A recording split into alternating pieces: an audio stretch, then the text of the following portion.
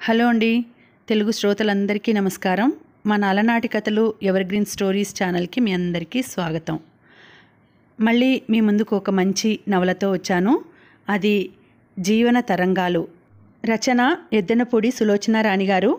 ఇది requested video అండి. నన్ను చాలామంది అడిగారు జీవన తరంగాలు నవల చదవమని. అయితే ఇది జీవన తరంగాలు అనే మూవీ కూడా వచ్చింది. కాకపోతే మూవీలో మొత్తం కథ అంతా పెట్టరండి, చేంజ్ చేసి పెడతారు. అదిగాక కొన్ని మార్పులు చేస్తారు కాబట్టి పూర్తిగా కథ అంతా పెట్టరు. ఇది చాలా పెద్ద నవల అండి. 2 భాగాలుగా వచ్చింది, అంటే 2 బుక్స్గా వచ్చిందండి. మొదటి పార్టు ఒక బుక్కు, సెకండ్ పార్టు ఒక బుక్కు, అలాగ వచ్చింది. 2 పార్ట్స్ చదువుతానండి నేను. ఇప్పుడు మొదట జీవన తరంగాలు మొదటి పార్ట్లో మొదటి భాగము చదువుతాను. ఇక ఆలస్యం చేయకుండా మనం కథలోకి వెళ్ళిపోదాం.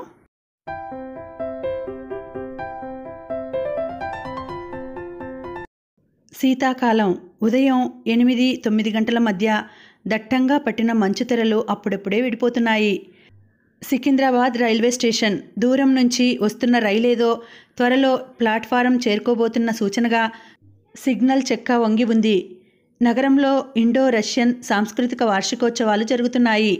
ఆ సందర్భంలో వాటిలో పాల్గొనడానికి ప్రత్యేకంగా ఆహ్వానించబడిన సోవియట్ బృందం ఆ రైల్లో వస్తోంది.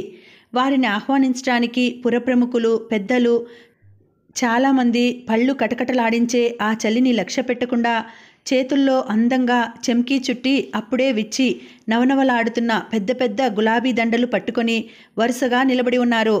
ఒకళ్ళిద్దరు ప్రెస్ రిపోర్టర్లు, ఫోటోగ్రాఫర్లు మెళ్ళో కెమెరాలు వేసుకొని రాబోయే రైలుని, దిగబోయే మనుషుల్ని ఊహించుకుంటూ యాంగిల్స్ సెర్చ్ చేసుకుంటున్నారు. ప్లాట్ఫారం అంతా రెట్టింపు రద్దీతో ఇసుక వేస్తే క్రింద రాలనంత సందడిగా, ఒత్తిడిగా ఉంది. ఎక్కడ ఏ కాస్త ప్రత్యేక సందర్భం వచ్చినా జనం జనం జనం. ఈగల్లా దోమల్లా అసంఖ్యాకంగా కనిపిస్తున్న ఈ జనాన్ని కాస్త పరిశీలించి చూస్తే క్షణంసేపు అసలు మనం నివసిస్తున్నది భూగోళమా లేక గందరగోళమా అనే అనుమానం వస్తుంది. 10 నిమిషాలు గడిచాయి. దూరంగా పెద్ద చుక్కలా కనిపించిన రైలింజను క్రమేపీ దగ్గరై రాక్షసిలాంటి ముఖంతో, భూమిని కంపించేటంత శబ్దంతో మహాకాయుడెవరో మహా తొందరతో పరిగెత్తుకు వచ్చి ఆయాసంతో త్వరగా ఊపిరి విడుస్తున్నట్టుగా పొగలు విడుస్తూ మెల్లగా ప్లాట్ఫారం మీదకు వచ్చి ఆగింది. ఆ రైలు శాంతం ఆగక మునిపే గులాబీ దండలు పట్టుకున్న పెద్దలంతా వడివడిగా రష్యన్ బృందం అని అందంగా పంచరంగులలో పెయింట్ చేయబడిన బోగీల వైపు పరిగెత్తారు.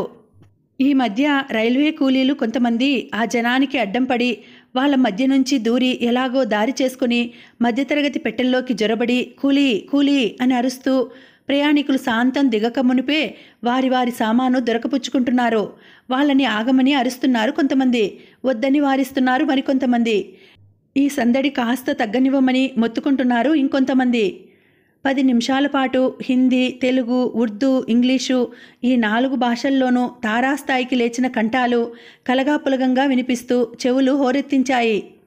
రష్యన్ బృందం ప్రక్కనే ఫస్ట్ క్లాస్ కంపార్ట్మెంట్ ఉంది. అందులో నుంచి దిగిన వాళ్ళంతా వెళ్ళిపోయారు. చేతిలో లెదర్ బ్యాగ్ పట్టుకొని తెల్లటి గ్లాస్కో పంచె, లాల్చీ ధరించిన ఒక వయసు మళ్ళిన స్థూలకాయుడు మాత్రం అందరితో పాటు గుంపులో కలిసిపోకుండా త్వరగా వెళ్ళిపోవాలని చూడకుండా కాస్త ఓ ప్రక్కగా నిలబడ్డాడు. నిద్ర కోసం నిద్రమాత్రలకి అలవాటు పడిన మనిషిలా ఆయన కంటిపై రెప్పలు బరువుగా వాచినట్టుగా ఉన్నాయి. కళ్ళ క్రింద అశాంతిని, అనారోగ్యాన్ని సూచిస్తున్నట్టుగా నల్లటి వలయాలున్నాయి. ఆయన వయసు ఎంతైనా కానీ భారీగా బరువుగా ఉన్న ఆ శరీరం అనారోగ్యానికి, వార్ధక్యానికి లొంగిపోయి చాలా రోజులు అయిపోయినట్టుగా కనిపిస్తోంది. కాస్త నిదానించి చూస్తే ఆ కళ్ళల్లో మంచితనం మనల్ని ఇట్టే ఆకట్టుకుంటుంది. ఆయన చేతికున్న ఖరీదైన గడియారాన్ని బట్టి ఆయన ధనవంతుడని ఇట్టే చెప్పవచ్చు. చేతిలో ఉన్న లెదర్ బ్యాగ్లో అత్యంత విలువగల వస్తువు ఉన్నందున ఆయన మాటిమాటికి అప్రయత్నంగా దాని పొట్ట తడుముతూ అపురూపమైన వస్తువుని పట్టుకొని జనంలో ఎవరికోసమో ఆత్రంగా ఎదురుచూస్తున్నారు. ఆయనకి ప్రక్కనే కొద్ది గజాల దూరంలో కెమెరాలు క్లిక్ క్లిక్ మంటున్నాయి. పూలదండలు గుబాలిస్తున్నాయి. పరిచయ వాక్యాలు పలుకుతూ స్వాగత వచనాలు చెబుతూ కరచాలనాలు జరుగుతున్నాయి. ఉండి ఒకసారి కరతాళ ధ్వనులు మిన్నుముట్టుతున్నాయి. అంతా ఎంతో గొడవగా, సందడిగా ఉంది.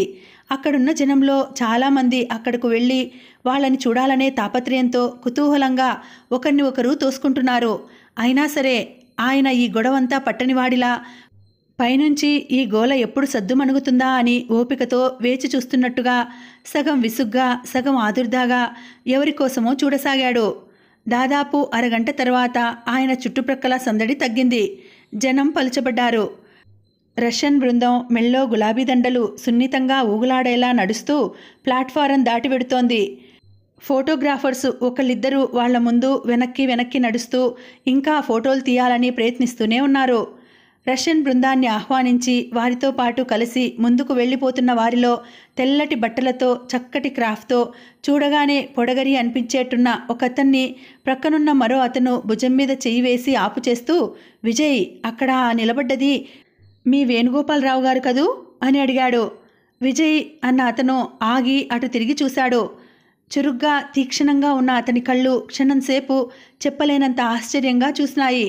అతను వెంటనే తల ఊగిస్తూ, అవును ఆయనే, కానీ ఆయన ఈ రైల్లో వస్తున్నట్టు నాకు తెలియదే. నువ్వు నడుస్తూ ఉండు, నేనిప్పుడే క్షణంలో వస్తాను అంటూ వెనక్కు తిరిగి చకచకా నడుస్తూ ఆయన వైపు వెళ్ళాడు. లెదర్ బ్యాగ్ పట్టుకొని పంచె లాల్చీ ధరించిన వేణుగోపాలరావు అనబడే ఆయన ముఖం విజయ్ని చూడగానే చాలా సంతోషించినట్టు ప్రసన్నమై ఎంతో ఆపేక్షగా చేయి జాస్తూ, విజయ్, నువ్వు వచ్చావా నా కోసం అన్నాడు. విజయ్ ఆయన చేతిని తన 2 చేతులతో అందుకున్నాడు. ఇదేమిటి, మీరు ఈ ట్రైన్లో వస్తున్నట్టు నాకు తెలియదే అన్నాడు. అతని కంఠంలో ఆశ్చర్యం స్పష్టంగా ప్రతిధ్వనిస్తోంది. వేణుగోపాలరావు గారి ముఖం మ్లానమైంది. తెలియదా? లావణ్య చెప్పలేదా నీకు? ఊహూ, నాకు తెలియదు. నేను రష్యన్ బృందం రిసెప్షన్ కమిటీ సెక్రటరీని కాబట్టి వచ్చాను. మిమ్మల్ని చూడగానే ఆశ్చర్యపోయాను. నువ్వు ఈ హడావుడిలో పడి లావణ్యని కలవలేదేమో. నిన్న సాయంత్రం కూడా రాధని చూడడానికి వెళ్ళాను. నేను వెళ్ళేసరికి లావణ్య క్లబ్కు వెడుతూ ఎదురైంది. మేమిద్దరం ఎక్కువసేపు మాట్లాడని మాట నిజమే, కానీ మీరు వస్తున్నారని ఒక్క మాట చెప్పడానికి ఎంత టైం కావాలి? వేణుగోపాలరావు గారు నిట్టూర్పు విడిచారు. ఆయన స్వరం అలసటగా వేదనగా. అంటే దానికి నేను రావటం ఇష్టం లేదన్నమాట. నేను ఈరోజు వస్తున్నానని నీకు చెప్పమని, రాధను స్టేషన్కు రమ్మనమని టెలిగ్రామ్లో స్పష్టంగా తెలియపరిచాను. నా మాట లక్ష్య పెట్టలేదు. అంటే నా 6 నెలల వియోగం దానిని ఏం మార్చలేదన్నమాట. విజయ్ని చూశాననే ఆనందం పెద్ద కూతురి ప్రసక్తి రాగానే ఆయన ముఖంలో ఆవిరిలా అంతమైంది. మీ ఆరోగ్యం ఇప్పుడెలా ఉంది? ప్రసంగం మార్చడం కోసం చప్పున అడిగాడు విజయ్. పర్వాలేదు, కానీ ఒక్క రాధ కోసం తప్పితే ఇక ఇక్కడికి తిరిగి రావాలని అనిపించలేదనుకో. అంత ప్రశాంతంగా గడిపానక్కడ. మీకోసం స్టేషన్కి ఎవరూ రాలేదా? చుట్టూ చూస్తూ అడిగాడు విజయ్. ఏమో, ఇంతవరకు ఎవరూ కనిపించలేదు. వచ్చారో రాలేదో కూడా తెలియదు. అందుకే ఈ సందడి తగ్గడం కోసం ఈ ప్రక్కగా నిలబడ్డాను. ఆయన అంటుండగానే చుట్టూ చూస్తున్న విజయ్, అడుగో రాము వచ్చాడు అంటూ చేయెత్తి, రాము ఇటు, ఇక్కడ అని పిలిచాడు. రాము అన్న అతను దగ్గరగా వచ్చి సవినయంగా ఇద్దరికీ నమస్కారం చేశాడు. రాధమ్మగారు ఏరిరా? తీసుకురాలేదా? ఆత్రంగా అడిగారాయన. లేదండి, రైలు సానా లేటని చెప్పారట. ఎప్పుడొస్తుందో ఏమో, చలిగా ఉంది, రాధవద్దు, నువ్వు వెళ్ళిరా అన్నారు పెద్దమ్మాయి గారు. గొనుగుతున్నట్టుగా మాటలు నమలేస్తున్నట్టుగా చెప్పాడు వాడు. వేణుగోపాలరావు గారి కనుబొమ్మలు ముడిపడ్డాయి. నుదుటి మీద 2-3 మడతలు కనిపించాయి. క్షణంసేపు ఆయన ముఖం తీరని ఆశాభంగం పొంది అసంతృప్తికి ఆలయమైంది. విజయ్ ముఖంలోకి చూశావా అన్నట్టు చూశారు. వెంటనే చేతిలో ఉన్న బ్యాగ్ పైకెత్తి దాని జిప్ సర్రున లాగి లోపల నుంచి మిలమిలా మెరుస్తున్న నెక్లెస్ ఒకటి విజయ్కి చూపిస్తూ, చూడు విజయ్, నేను ఇక్కడి నుంచి వెళ్ళేటప్పుడు రాధ ఇది కావాలని మరీ చెప్పింది. నేను దీనికోసం మద్రాసులో ప్రత్యేకంగా ఒకరోజు ఆగాను. రైలు దిగగానే ఎదురొస్తుందని ఆ పసిదాని మెడలో ఇది పెట్టి దాన్ని మురిపించి నేను మురిసిపోవాలని ఎంతగానో అనుకుంటూ వచ్చాను. లావణ్య కించిత్తైనా మారలేదని, జరిగిన దానికి ఏమాత్రం పశ్చాత్తాపడటం లేదనటానికి ఇంతకంటే నిదర్శనం ఇంకేం కావాలి? మేం తండ్రి కూతుళ్ళు అవటం ఏనాటి పాపమో అనిపిస్తోంది. దాన్ని అనటం ఎందుకులే, ఇదంతా నా కర్మ పరిపక్వం. చేసుకున్న వాళ్ళకి చేసుకున్నంత మహాదేవా, తప్పించడం ఎవరితరం? నిట్టూర్పు విడుస్తూ ఆయన నెక్లెస్ బ్యాగ్లో పెట్టి జిప్ లాగి మూసేశాడు. ఆయన ఆ మాటలు పలకటంతో ఆ బాధ, నిరాశ, నిస్పృహ, అంతులేని ఆవేదన, అశాంతి ఇవన్నీ ఒక్కసారి ఏకమై విజయ్ మనసు ద్రవించేలా చేశాయి. అతనికి వెంటనే ఏం చెప్పాలో తోచలేదు. ఆ క్షణంలో ఆయనకి అంత మనస్తాపం కలిగించిన లావణ్య ఎదురుగా ఉంటే ఆమె చెంప పగలగొట్టాలన్నంత ఆవేశం, ఆగ్రహం వచ్చినాయి. ఒక్క లావణ్యే కాదు, ఆయనకి ఏ రకంగా ఏ విధమైన బాధ కలిగించిన ఏ వ్యక్తి అయినా సరే వాళ్ళని నిర్దాక్షిణ్యంగా శిక్షించాలని అనిపిస్తుంది. ఆయన పట్ల అతనికి గల గౌరవాభిమానాలు అలాంటివి. విజయ్ అనునయంగా ఏదో అనబోతుండగా వెనుక నుంచి స్నేహితుడు పరిగెత్తుకు వచ్చి, అరే విజయ్, ఇంకా ఎంతసేపురా, రా రా, అవతల వాళ్ళంతా నీకోసం నిలబడ్డారు, గ్రూప్ ఫోటో అట, మేయర్ గారు నీకోసం అడుగుతున్నారు. విజయ్ నమ్రతగా వేణుగోపాలరావు గారి దగ్గర సెలవు తీసుకుంటూ, నేను సాయంత్రం కలుస్తాను మళ్ళీ అన్నాడు. అలాగే వెళ్ళిరా, ఫోన్లే, కనీసం నువ్వైనా కనిపించావు, అదే సంతోషం. విజయ్ భుజం మీద మెల్లగా తడుతూ వీడుకోలు ఇచ్చారాయన. విజయ్ వెళ్ళిపోతుంటే వెనుక నుంచి తదేకంగా గమనిస్తున్న ఆయన కళ్ళల్లో మిత్రవాత్సల్యం లాంటిది తొంగి చూసింది. విజయ్ తన కళ్ళ ముందు పెరిగి పెద్దయిన విజయ్ 14 సంవత్సరముల వయసులో తండ్రి పోతే పుట్టింటి నుంచి ఆస్తి తెచ్చుకున్నాననే గర్వంతో, అహంకారంతో సవతి తల్లి నిర్లక్ష్యంగా చూసి నిరసనగా మాట్లాడితే ఆ అవమానాన్ని భరించలేక ఇంట్లోంచి పారిపోయి ఎంతో కష్టపడి చదువుకొని పాసయ్యాడతను. చివరికి అతను BAలో ఉండగా అప్పటికి అతని విలువని గ్రహించి తన ప్రవర్తనకి, తొందరపాటుకి సిగ్గుపడిన సవతి తల్లి స్వయంగా అతని దగ్గరకు వెళ్ళి క్షమార్పణ కోరుకుని, ఇంటికి పెద్దవాడివి, నీ అవసరం నాకు చాలా ఉంది, మగదిక్కులేని నన్ను ఈ బంధువులు ఈగల్లా పీక్కుతుంటున్నారా అబ్బాయ్, నువ్వు వస్తే తప్ప నేను బ్రతకలేను, చెప్పు వస్తావా, లేక ఇక్కడే ఈ పమిట చెంగు నా కంఠానికి ఉరేసుకోమంటావా అంటూ హఠం చేస్తే ఆవిడ బాధలు గుర్తించి ఇంటికి తిరిగి వచ్చాడు. అతను MA ఫస్ట్ క్లాస్లో పాస్ అయ్యి లా చదువుతుండగా లావణ్యనిచ్చి పెళ్లి చేసి ఈ ఇంటి పెత్తనం, ఆస్తిపాస్తులు అప్పచెబుతానంటే, వద్దు, నేను మిమ్మల్ని తండ్రి కంటే ఎక్కువగా చూసుకుంటాను, మన మధ్య బంధుత్వం కలిపి మమతలు దూరం అయ్యే పరిస్థితి తేవద్దు, లావణ్య స్వభావం నాకు తెలుసు, స్వభావాల్లో, ప్రవర్తనలో మా ఇద్దరికీ బొత్తిగా చుక్కెదురు, అది కాకుండా నేను ఇప్పుడిప్పుడే పెళ్లి చేసుకోను, ఒకవేళ చేసుకున్నా మా నాన్న మా అమ్మని ఏరి కోరి చేసుకున్నట్టు నాకు నచ్చిన ఏ పేదింటి పిల్లనైనా చేసుకుంటాను, ఆస్తి అంతస్తు వెంట తెచ్చుకున్న భాగ్యవంతుల ఆడపిల్ల, పోయే అతిశయం, అహంకారం నా సవతి తల్లిని చూసి నేను బాగానే గ్రహించాను, నన్ను మీరు మన్నించండి, ఈ ఒక్క పని తప్ప మీరింకేది చెప్పినా మారు మాట్లాడకుండా చేస్తాను నేను అంటూ నమ్రతగా, వినయంగా తన అయిష్టాన్ని, అభిప్రాయాన్ని ఖచ్చితంగా, నిర్మోహమాటంగా తెలియచేశాడు. వేణుగోపాలరావు గారి మనస్సు హఠాత్తుగా విజయ్ జ్ఞాపకాలతో ఆర్ద్రమైంది. ఇంటికి తిరిగి వచ్చిన అతను మళ్ళీ సవితి తల్లి డబ్బులో కానీ ముట్టుకోలేదు. అవసరానికి కావలసిన డబ్బు అప్పుడప్పుడు అడిగి తన దగ్గర నుంచి తీసుకునేవాడు. సెలవుల్లో కష్టపడి సంపాదించి తీర్చుకునేవాడు. చిన్నతనంలోనే అతను స్పష్టంగా కనబరుస్తున్న స్వాభిమానానికి, మాట పట్టింపుకి తను ముగ్ధుడయ్యేవాడు. చివరికి అతన్ని బాగా అర్థం చేసుకున్న సవతి తల్లి చనిపోతూ ఆస్తి అంతా తన కొడుకు అయిన అనంత్కి వ్రాసినా దాని మీద అజమాయిషి అంతా విజయ్కే అప్పగించింది. భాగం పంచి ఇస్తే అది తిరిగి అనంత్కే ముట్టజెప్పేస్తాడేమోననే భయంతో ఆవిడ ఆస్తి మీద పెత్తనం వహించే భారం అప్పగించింది. వచ్చిన ఆదాయంలో విజయ్ ఏదైనా ఖర్చు పెట్టుకుంటే అడిగే హక్కు కానీ, ప్రతిఘటించే అవకాశం కానీ అనంత్కి లేకుండా చేసి చనిపోయింది ఆవిడ. కానీ విజయ్ సవితి తల్లి బ్రతికి ఉన్నప్పుడు ఎంత శ్రద్ధగా ఆ విషయాలు చూసేవాడో ఇప్పుడు అలాగే చూస్తున్నాడు. అప్పుడెలా ఆ డబ్బుని తృణప్రాయంగా చూసేవాడో ఇప్పుడు అంతే. విజయ్ లాయరుగా ఇప్పుడిప్పుడే పైకి వస్తున్నాడు. అతను లా చదవటానికి తగిన ప్రోత్సాహం ఇచ్చిన మనిషి తనేనని గుర్తుకు వచ్చినప్పుడల్లా వేణుగోపాలరావు గారి ఛాతీ గర్వాతిశయంతో పైకి లేస్తుంది. విజయ్ సమర్థుడు, సహృదయుడు కూడా. సహృదయుడు, మంచివాడు అయిన మనిషి సమర్థుడైతే ఈ లోకంలో చాలామంది అభాగ్యులకి, అశక్తులకి చాలా ఉపకారం జరుగుతుంది, న్యాయం చేకూరుతుంది. అందుకే అతన్ని న్యాయవాద వృత్తి చేపట్టమని తను అంతగా ప్రోత్సహించాడు. అతనిలో ఎలాంటి మనుష్యులనైనా మంచి చేసుకోగల నేర్పు ఉంది, దేన్నైనా సాధించగల పట్టుదల ఉంది, ప్రతిభ ఉంది, యుక్తాయుక్త విచక్షణ జ్ఞానం అపారంగా ఉంది. ఎక్కడ పట్టుపట్టాలో, ఎక్కడ విడుపు వదలాలో అతనికి బాగా తెలుసు. చిన్నప్పుడు అతను ఆర్థికంగా పడిన బాధలు, జీవితంలో ఎదుర్కొన్న ఎగుడు దిగుళ్ళు అతని వ్యక్తిత్వాన్ని సానబెట్టాయి. ఎంతమందికి ఎన్నో విధాలుగా తను సాయం చేశాడో. కానీ విజయ్ గుర్తు పెట్టుకున్నంత ప్రత్యేకంగా ఎవరూ గుర్తుపెట్టుకోలేదు. విజయ్ తనకి అల్లుడుగా అయినట్లయితే ఒక విధంగా చాలా బాగుండేది. తన జీవితం ఎంతో ప్రశాంతంగా, హాయిగా, నిశ్చింతగా గడిచిపోయేది. అమిత ఖర్చుదారి, అతి మొండితనం, పెంకే పట్టుదల గల లావణ్యని కాస్తైనా అతను అదుపులోకి తేగలిగేవాడు. తర్వాత ముఖ్యంగా తన ప్రాణానికి ప్రాణమైన మూగపిల్ల రాధకి తన తర్వాత అతని నీడలో తండ్రిలాంటి అండ దొరికేది. కానీ తన సమస్యలకి అతని జీవితాన్ని పణం పెట్టమనటం ఏ న్యాయం?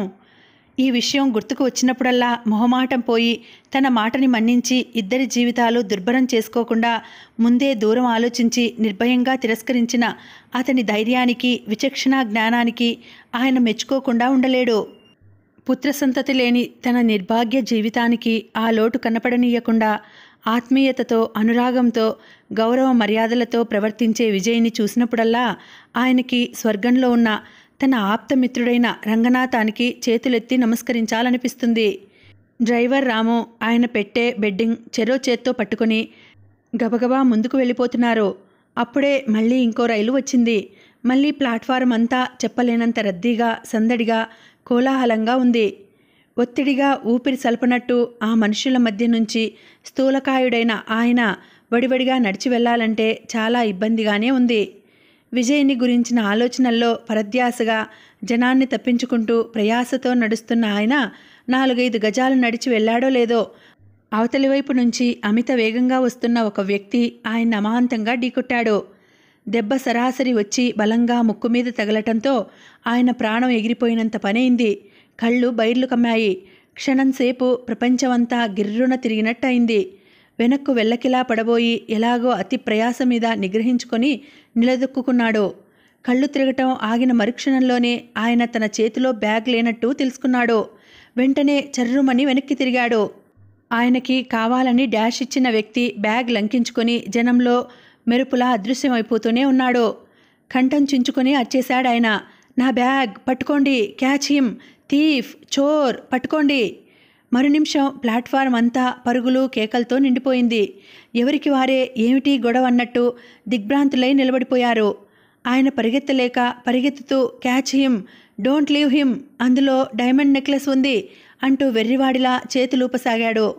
బ్యాగ్ కొట్టేసిన వ్యక్తి చురుగ్గా పరిగెత్తుతూ ప్లాట్ఫారం మీద నుంచి అక్కడే ఆగి ఉన్న రైల్లోకి గెంతి క్షణంలో అటు దిగేసి పరిగెత్తసాగాడు. పరిగెత్తుతూనే అతను బ్యాగ్ జిప్ లాగి అందులోంచి నగ ఉన్న చిన్న పెట్టె తీసి ప్యాంట్ జోబులో దోపేసి బ్యాగ్ని రైలు కిందకు పడేలా విసిరిపారేశాడు. అక్కడ నుంచి పొగలు కక్కుతూ నిలబడిన మరో రైలింజన్ ముందు నుంచి అవతలికి వెళ్ళి అక్కడ పట్టాలకి అడ్డం పడి పరుగు లంకించుకున్నాడు. అతను పరిగెత్తే ఆ తీరు, చువ్వలా, సన్నగా, మెరుపులా, చురుగ్గా ఎటుబడితే అటు వంగుతున్న శరీరం, దాని తీర్తెన్నులు చూస్తే ఆ పరుగు అనేది క్రమబద్ధంగా ఎన్నో రోజులు అభ్యసించిన విద్య అని, అందులో అతనికి అసాధారణమైన ప్రజ్ఞ ఉందని ఇట్టే తెలిసిపోతుంది. ఒకళ్ళిద్దరు రైల్వే కూలీలు, మరో 2-3 మామూలు మనుషులు అతని వెంటపడి పరుగెత్తి ఆ పరుగు వేగం అందుకోలేక ఆయాసంతో ఒగరుస్తూ వెనకబడిపోయారు. వాళ్లల్లో ఒకతను అదిగో బ్యాగ్ పారేశాడు అని అరిచాడు. మరో 2 వెళ్ళి అది తీసుకొని చూశారు. అందులో నగలేదు. మరో 10 గజాలు దాటి వెళ్ళినట్లయితే బ్యాగ్ కొట్టేసిన వ్యక్తి సురక్షితమైన ప్రదేశం చేరుకోగలిగేవాడేమో. కానీ అక్కడ రైలు పట్టాలు తనిఖీ చేస్తున్న ఒక రైల్వే మెకానిక్ దూరం నుంచి ఇతని పరుగు, వెనక నుంచి వాళ్ళ కేకలు గమనించి విషయం తెలియకపోయినా వెనక నుంచి వచ్చి చేతులు చాచి వాటేసి పట్టుకున్నాడు. హఠాత్తుగా బందీగా చిక్కిపోయిన అతను విడిపించుకోవాలని మహా పెనుగులాడాడు. కాళ్లతో తన్నాడు. తలతో వెనకగా ఉన్న అతని ఛాతీ మీద బలంగా 4-5 సార్లు కొట్టాడు. క్షణంసేపు ఇద్దరి మధ్య భయంకరమైన యుద్ధం జరిగింది. తన్నుకున్నారు, గుద్దుకున్నారు. ఎవరికి తోచిన విధంగా వాళ్ళు ఎదుటివారిని హింసించుకున్నారు. కానీ గొరిల్లాలా మీదపడి కాళ్ళకి కాళ్ళు పెనవేసి చేతులతో కదలకుండా, లేవకుండా నేలకి నొక్కిపట్టి ఉంచిన రైల్వే మెకానిక్ భల్లూకపు పట్టు నుంచి నగ దొంగలించిన అతనికి విడిపించుకోవడం ఎంతగా ప్రయత్నించినా సాధ్యం కాలేదు. ఇంతలోకి దూరం నుంచి మిగతా వాళ్ళు కూడా వచ్చి చుట్టుముట్టడంతో అతనికి లొంగిపోక తప్పలేదు. 10 నిమిషాల్లో బ్యాగ్తో, నగతో అది కాజేయాలని చూసిన వ్యక్తితో సహా అతని పెడరెక్కలు విరిచి కట్టి తెచ్చి వేణుగోపాలరావు గారి కాళ్ల ముందు పడేశారు. ఆయన బ్యాగ్ తెరిచి నగ అందులో పెట్టేసి హమ్మయ్యా అన్నట్టు పెద్దగా ఊపిరి విడిచి బ్యాగ్ని గట్టిగా గుండెలకి హత్తుకున్నాడు. అనుకోకుండా తనింత ఆయాసానికి గురిచేసిన ఆ వ్యక్తిని చూడగానే చెమటలు కక్కుతూ గుండెదడితో రొప్పుతున్న ఆయన ఆగ్రహం పట్టలేనట్టుగా చేయి జాచి శక్తి కొలది అతని ఆ దవడ ఈ దవడ వాయిస్తూ బుద్ధి లేదట్రా, రాస్కెల్, దున్నపోతులా ఉన్నావు అన్నారు. కసికొద్దీ ఇంకా ఏవేవో తిట్టాలని అనిపిస్తున్నా ఆయాసంతో ఉన్న ఆయనకి నోట మాట రావటం లేదు. వాళ్ల చుట్టూ గుంపుగా చుట్టేసిన జనంలో అందరూ తలో రకంగా వ్యాఖ్యానాలు మొదలుపెట్టారు. ఏం పనయ్యా ఇది? జబ్బసత్తువ ఉన్నవాడివి, కష్టం చేసుకోకూడదు, ఒకతను మందలింపుగా అన్నాడు. ఆ మొహం చూడు, దొరబాబులా ఎలా ఉన్నాడో. నిజమే సుమా, తెలియకపోతే ఏ కాలేజీ స్టూడెంటో అనుకుంటాం. ఆ బట్టలు చూస్తే ఎంత పెద్ద మనిషో అనిపిస్తుంది. అసలు ఈ రోజులే అలా ఉన్నాయి. పెద్ద మనుషులంతా దొంగల్లా, దొంగలంతా దొరల్లా చలామణి అవుతున్న కాలం ఇది. మన దేశం నిండా ఈ పని పాట లేని రిగామీ రకం ఎక్కువైపోతున్నారంటే నమ్మండి. ఇలాంటి వెధవల్ని నడిబజార్లో ఉరి తీయాలి. ఒకసారి అలా చేస్తే అందరికీ బుద్ధి వస్తుంది, భయం ఉంటుంది. ఈ రోజుల్లో జేబులు కొట్టేయటం అంటే వేరుశనక్కాయలు తిన్నంత తేలికైపోయింది. ఈ నెలలో ఇక్కడ ఇలా జరగటం ఇది 3వ సార్ అన్నాడు రైల్వే కూలీ. ఇంతలో అక్కడికి వచ్చిన పోలీసు దొంగను ఎగాదిగా చూస్తూ, నువ్వేనా బాబూ, మా చిటితండ్రే అన్నాడు. తెలిసిన మనిషేనా? ఎవరో కుతూహలంగా అడిగారు. అయ్యో తెలియకేం, ఒకసారి మా ఆతిథ్యం స్వీకరించిన దొరగారే. పద బాబు పద, మొన్న ఎగ్జిబిషన్లో ఎలక్ట్రిక్ ఫ్యూజ్ తీసి చీకటి చేసి ఆడవాళ్ల మెడల్లో నగలు కాజేసిన మాయదారి ముఠా మీదే కదూ. పద పద, కాస్త ఆచూకీ చెప్తావా, నాకు ప్రమోషన్ అయినా వస్తుంది అంటూ ప్రక్కకు తిరిగి, సిటీలో ఈ మధ్య ఓ గ్యాంగ్ తయారైందండి. ఎక్కడ ఏ కాస్త జనం చేరినా ఈ ముఠా తయారు. ఏదో రకంగా అల్లరి చేసి అందింది పుచ్చుకొని పారిపోవడం. ఎంత ప్రయత్నించినా పట్టుకుందామంటే దొరకరు. మధ్యలో మా ప్రాణాలు పోతున్నాయంటే నమ్మండి. ఉద్యోగాలు ఊడిపోవడానికి సిద్ధమవుతున్నాయి. పద తండ్రి పద అని లాఠీతో పొడుస్తూ అన్నాడు పోలీసు. ఇన్ని విధాలుగా ఇన్ని వ్యంగ్యోక్తులకి గురి అయిన ఆ వ్యక్తి మాత్రం తలెత్తలేదు. దించిన కళ్ళు ఎత్తకుండా, మాటా పలుకు లేకుండా రాయిలా నిలబడ్డాడు. ఇంత క్రితం కుస్తీ పట్టినప్పుడు అతనికి నోట్నుంచి వచ్చిన రక్తం కుడివైపుగా గడ్డం మీదకి జారి చారిక కట్టి ఎండిపోతోంది. అది తుడుచుకోవడానికి వీల్లేకుండా చేతులు వెనక్కి కట్టబడి ఉన్నాయి. అతని శరీర ఛాయ పచ్చటి పసిమి. వేసుకున్న బట్టలు చాలా ఖరీదైనవి. నల్లటి టైట్ ప్యాంట్ వేసుకున్నాడు. పొగాకు రంగు ఫుల్ హ్యాండ్ షర్టు, మెల్లో నల్లటి, దానిమీద చిన్న చిన్న పసుపచ్చ చుక్కలున్న స్కార్ఫ్ ఉంది. కాళ్ళకి మొనతేలిన బూట్లు, నల్లటి మేజోళ్ళు ఉన్నాయి. అతని వయసు మహా ఉంటే 19-20 సంవత్సరాల మధ్య ఉంటుంది. నూనూగ్గా ఇంకా తీయని ఆ గడ్డం, మీసం ఆ ముఖానికి వింతైన ఆకర్షణ తెచ్చిపెట్టింది. సడన్గా చూస్తే గొప్పింటి బిడ్డలా కనిపిస్తాడు. ఆ ముఖంలో ఆ కళ్ళల్లో ఉన్న ఓ విధమైన సిరి అలా అనిపించేలా చేస్తుంది. ఆ కనుముక్కు తీరు, ఆ కళ్ళల్లో చురుకుదనం, ఆ శరీరం రంగు వయసు వస్తున్న ఏ ఆడపిల్ల గుండెల్లోనైనా ఇట్టే గులాబులు పూయిస్తాయి.